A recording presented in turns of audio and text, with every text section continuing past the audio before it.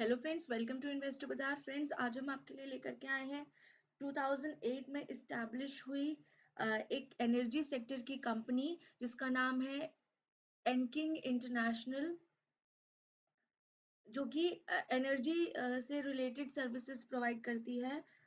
2009 में इसने first project पर अपना काम किया एंड 2011 में ये पब्लिक लिमिटेड कंपनी हो गई। फ्रेंड्स, अब कंपनी करती क्या है? कंपनी काम करती है climate change advisory services provide करने का, carbon credit business excellency advisory provide करने का, और साथ ही साथ एक ही क्लाइमेट एडवाइजरी सर्विसेज प्रोवाइड करती है और कंसल्टेंसी सर्विसेज भी प्रोवाइड करती है for validation, registration, monitoring, verification of various carbon credits projects. Carbon credit क्या होते हैं, आइए जान लेते हैं। तो बेसिकली कार्बन क्रेडिट क्या है? कार्बन क्रेडिट एक सर्टिफिकेट है जो कि कंपनीज जब प्रोडक्शन के टाइम कार्बन एमिट करती हैं तो उनको देना पड़ता है। अराउंड 110 का अगर वो कार्बन एमिट कर रही है तो उतने ही रिलेशन में उनको ग्रीन प्रोजेक्ट्स भी इनिशिएट करने होते हैं। तो friends, company at a glance देख लेते हैं अगर, तो 2500 प्लस इसकी क्लाइंट सर्विसेज है एंड प्लस 40 प्लस कंट्रीज में इसका बिजनेस है। 1000 प्लस प्रोजेक्ट्स पे ये काम कर रही है। 200 प्लस एम्प्लॉयज हैं।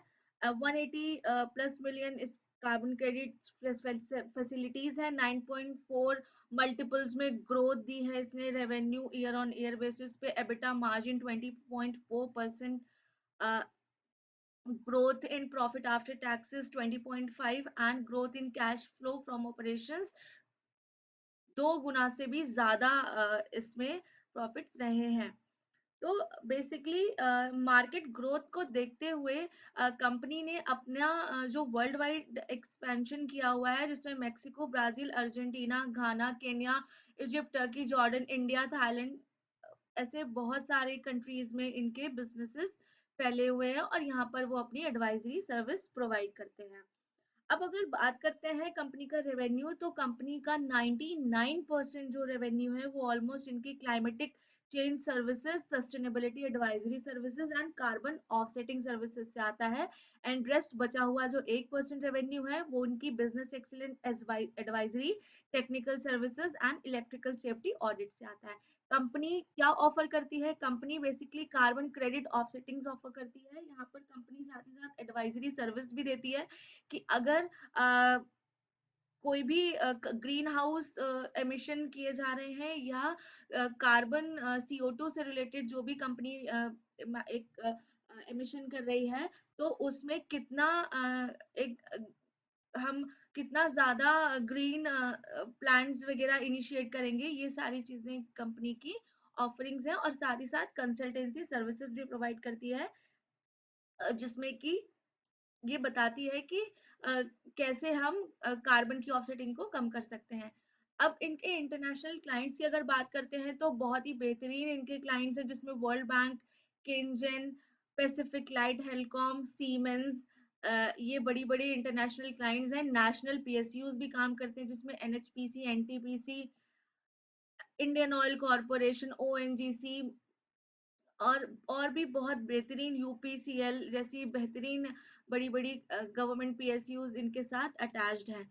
इंटरनेशनल पार्टनरशिप की बात करते हैं तो आईटा, CDP, CII एंड UNFCCC और RECS international, solar Baba, FET, world biogas association, BESO India and SME India, ये सारी बड़ी बड़ी के साथ कंपनीज के साथ इनका जो है वो टाई अप है।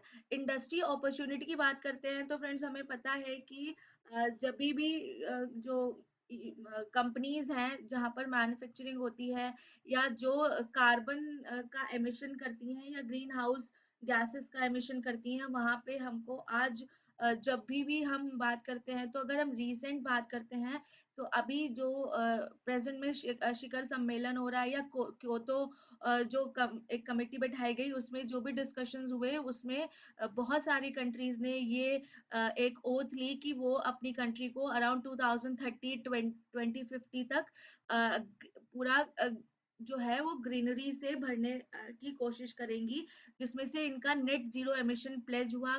कैसे हम ग्रीन जो ग्रीनरी है या जो कार्बन जो क्रेडिट्स हैं जिसमें कार्बन्स का यूटिलाइजेशन कम होगा, उसको कैसे हम इनिशिएट करें, इंडिया की क्लाइमेट को कैसे अच्छा करें, साथ ही साथ जो भी इनके बिजनेस पार्टनर्स हैं उनकी क्लाइमेटिक जो चेंजेस हैं उसमें क्या हम नए रिफॉर्म्स कर सकते हैं।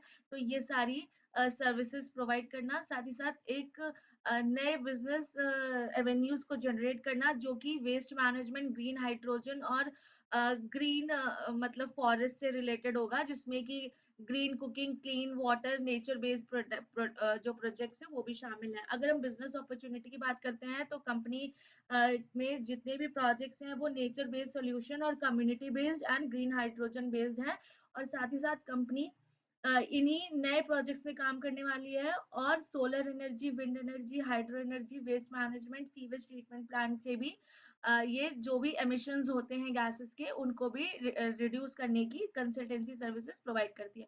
बोर्ड मेंबर्स की बात करते हैं तो एक बेहतरीन टीम है इनके पास, जिसमें Manish Kumar Dabrika chairman and MD हैं, Naveen Sharma whole time director, Mrs Priyanka Dabrika non executive director and और डिपेंडेंट एंड इंडिपेंडेंट डायरेक्टर्स और सीएफओस की इनकी एक पर्टिकुलर टीम है। अब फ्रेंड्स, अगर हम वैल्यूएशन और शेयर होल्डिंग पैटर्न की बात करते हैं तो ये एक स्मॉल कैप कंपनी है, बट फिर भी बहुत ज्यादा डिमांड में है, क्योंकि कार्बन क्रेडिट्स की जो डिमांड है वो बहुत ज्यादा है, और एनवायरमेंटल हजार्डनेस और ग्रीन हाउस जो गैसेस है उनके एमिशन को हटाने के लिए कंपनी क्या करती है, क्लाइंट सेंट्रिक सर्विसेज प्रोवाइड करती है। और साथ ही साथ इसने इंडिया में एक joint venture shell overseas investment company और नीदरलैंड के साथ इसने एक टाई अप भी किया है।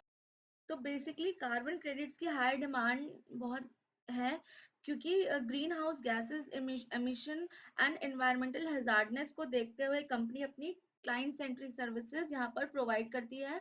और साथ ही साथ अगर हम बात करते हैं इसके ज्योग्राफिकल जो स्प्लिट है कंपनी के बिजनेस का, वो अराउंड यूरोप से 52%, यूएस 7% एंड इंडिया से 2% है। अब अगर हम अदर वैल्यूएशन और शेयर होल्डिंग पैटर्न की बात करते हैं तो कंपनी एक स्मॉल कैप कंपनी है, जिसमें इसका मार्केट कैप ₹5364 है, stock PE 14, industry PE 23 and ROC 236% है, आरओई 176% है। बियॉन्ड एक्सपेक्टेशन इसके जो रिटर्न्स हैं कंपनी के फाइनेंशियल वो आ रहे हैं, प्लस प्रॉफिट इनका लास्ट 3 इयर्स 730% है, सेल्स ग्रोथ थ्री इयर्स की 350% है, एंड करंट प्राइस 1951 है। तो अगर हम कंपनी के शेयर प्राइस को देखते हैं तो अभी रिसेंट इसका प्राइस 1950.70 है। अब अगर सेल्स एंड मार्जिन की बात करते हैं तो यहाँ पर भी कंपनी की सिचुएशन आप देख सकते हैं कि ग्राफ जो है वो इंक्रीज करते हुए ही दिखाई दे रहा है, जिसमें सेल्स 475.48 की है, gross profit margin 35.09, operating profit 30.67 and net profit margin 22.12% है। पॉजिटिव्स की बात करते हैं तो कंपनी के पास बहुत कम डेट है, ऑलमोस्ट डेट फ्री कंपनी है, एंड कंपनी ने लास्ट 3 इयर्स में sales growth and profit growth बहुत ही ट्रेमेंडस दे रखी है।